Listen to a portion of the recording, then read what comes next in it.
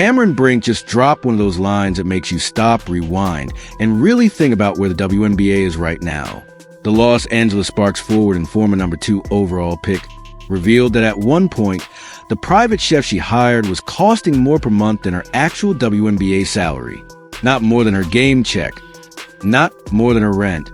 Literally more than what the league was paying her to be one of its marquee young stars.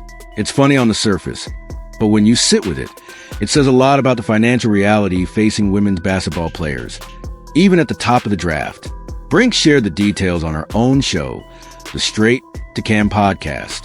She was talking about trying to take care of her body while rehabbing an injury and mentioned bringing in a private chef for herself and her fiancé, Ben Felter. The price tag? About $7,000 a month. She then pointed out that her WNBA salary works out to roughly $6,500 a month. In other words, just feeding herself the way an elite pro athlete, she was technically outpacing what she was being paid as one of the faces of the Sparks rebuild. She even laughed about the fact that her chef was shopping at Erewhon for everything. If you know LA, you know that's pretty much the most expensive place you can buy groceries. As she put it, she doesn't have an NBA salary to support that kind of bill. To really understand why that hit so hard with fans, you have to remember who Cameron Brink is in this league. She wasn't some late-round gamble. She was taken second overall in the 2024 WNBA draft, right after Caitlin Clark went first to the Indiana Fever. There was real buzz around Brink coming to Los Angeles, a skilled, modern big who could defend, stretch the floor, and give the Sparks a new identity alongside other young talent. For a franchise trying to get back to relevance, she was a huge piece of the vision. Sponsors, broadcasts, and lead promos treated her like a central figure in the next era of the WNBA. But the start of her pro career has not gone the way anyone hoped. A torn ACL derailed her momentum and limited her to just 34 games over her first 2 seasons. According to ESPN's numbers, she's averaged 5.1 points and 4.3 rebounds in that small sample, far below what she or the team expected. Mostly because she's been fighting just to stay on the floor.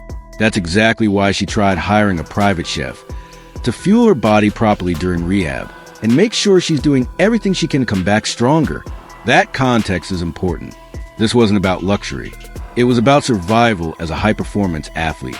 The irony, of course, is that getting that level of support is brutally expensive. $7,000 a month for a chef is a lot for any young player, especially one making about $6,500 a month from her primary job. Even if you factor in endorsements and overseas income, that's still a serious chunk of cash. When she joked about not having NBA money, she's pointing at something we all know but sometimes forget. WNBA contracts, even for top picks, are nowhere near what people imagine when they hear pro basketball player in Los Angeles. On the men's side, the contrast is massive. You've heard the stories about LeBron James reportedly investing over $1 million a year into his body. Chefs, trainers, recovery tech, cryotherapy, massage, everything. He can afford to build a full-time performance ecosystem around himself because NBA salaries at the superstar level are north of $40 million a year, not counting endorsements. And it's not just LeBron. For decades, guys like Magic Johnson and Michael Jordan have turned their NBA earnings into generational wealth and global business empires. They can throw money at recovery and nutrition without blinking. WNBA players, even the top rookies, are making a fraction of that. Brink's rookie scale deal, like most, is structured with a modest base salary that might sound fine if you're comparing it to a regular office job, but not when you account for physical demands, the short career window, and the cost of living in places like Los Angeles. That's why her chef anecdote feels so powerful.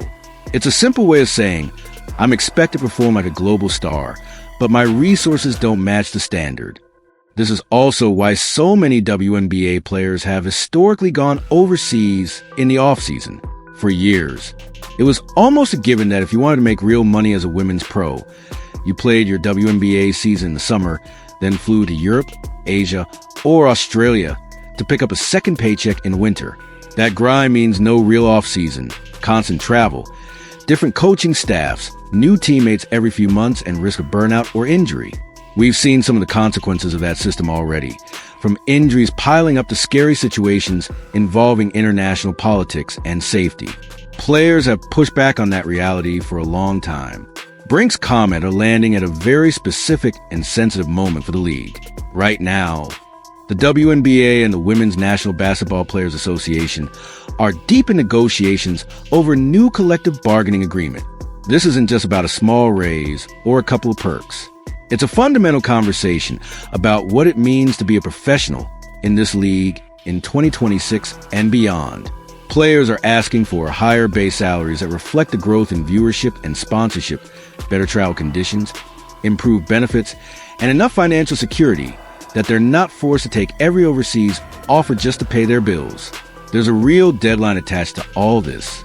The league has set March 10th as the cutoff to finalize a new CBA. If they don't get a deal done, the 2026 season is at risk of being delayed or even pushed toward a lockout scenario. That's not just a paper issue. It affects where players live, how teams recruit, how networks schedule programming, and how fans plan their summers.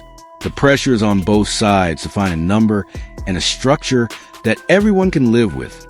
The WNBA has already floated a proposal that grabbed headlines, raising the average salary from about $120,000 in 2025 to roughly $540,000 in 2026. On paper, that is a huge jump. It would change daily life for a lot of players. Suddenly, having a chef, a personal trainer, and a real off-season might be normal instead of a luxury reserved for a tiny handful of stars with big shoe deals. But even that jump, as eye-popping as it looks in isolation, still leaves the WNBA far behind the NBA in raw dollars. It's a sign of progress, not equality. In that context, Brink's chef story feels a lot less like a random personal detail and more like a pointed example dropped into the public conversation. Whether she meant it that way or not, the timing is impossible to ignore. You've got a high-profile, photogenic, marketable young player, someone drafted right after Caitlin Clark, someone used in promotional material as part of the league's future, saying on her own platform, "I try to invest in my body the way I needed to, and it costs more than my WNBA pay." That's basically a walking, talking argument in favor of the union's position. It also speaks to who has a voice in this new era, with names like Caitlin Clark, Angel Reese, Cameron Brink, and others drawing massive college audiences before they even set foot in the league. The WNBA is getting an influx of players who already have built-in fan bases. They come with platforms, podcasts, social media followings, brand deals, and a good sense of how to shape a narrative. When someone like Brink casually mentions her financial reality, it doesn't disappear into the background. It becomes a talking point across sports shows and social feeds. Public reaction to this kind of thing tends to split into two camps. On one side, you have fans and observers who see Brink's comments and feel indignation. They point to sold-out arenas, rising TV ratings, packed college games leading into pros, and say, why aren't these women being paid more when the interest is clearly there? On the other side, you have people who rely on the old argument. The NBA makes more revenue, so of course its players get bigger paychecks. That's technically true in broad strokes, but it glosses over the question of how much of the WNBA's growing revenue pie is actually reaching the players versus sitting with team owners and league structures. There's also the issue of what the job really demands. Playing in the WNBA isn't a 9 to 5 office role. It's non-stop training, film study, media obligations, community events, plus the constant pressure to stay in peak shape. Add in the mental toll of injuries like Brink's ACL tear, and you start to understand why having access to high-end recovery tools and nutrition isn't a luxury add-on. It's a requirement to remain competitive and healthy. If players can't afford that level of care on their base salaries, something is off balance. Brink's mention of Aruhan is almost comical, but hints at another reality too. Cost of living. Being drafted by the Los Angeles Sparks means building your life in Southern California, one of the most expensive regions in the country. Rent, food, transportation, taxes, everything is higher there. Even a 6-figure annual income can feel tight once you start layering on professional training expenses, rehab work, and yes, a chef to handle anti-inflammatory meals and precise macros while you're rehabbing a ligament. At the same time, you've got to remember she's not living in a vacuum. Brink has a fiancé, a life off the court, and probably family back home she's thinking about too. When she says she doesn't have an NBA salary, she's also reminding everyone that top WNBA picks aren't automatically millionaires. They're young women in their early 20s trying to build careers, stay healthy, and maybe support others, all while being held up as the new faces of a growing league. The upcoming CBA is supposed to address exactly this kind of gap. The WNBPA has been vocal about wanting pay that matches the league's growth, better travel, charter flights instead of exhausting commercial trips, and long-term stability. The ownership and league office are looking at their balance sheets, forecasts, and media contracts, trying to figure out how far they can stretch without overcommitting. In the middle of the players, some of whom, like Brink, are now using their own platforms to remind everyone what the current system really looks like from the inside.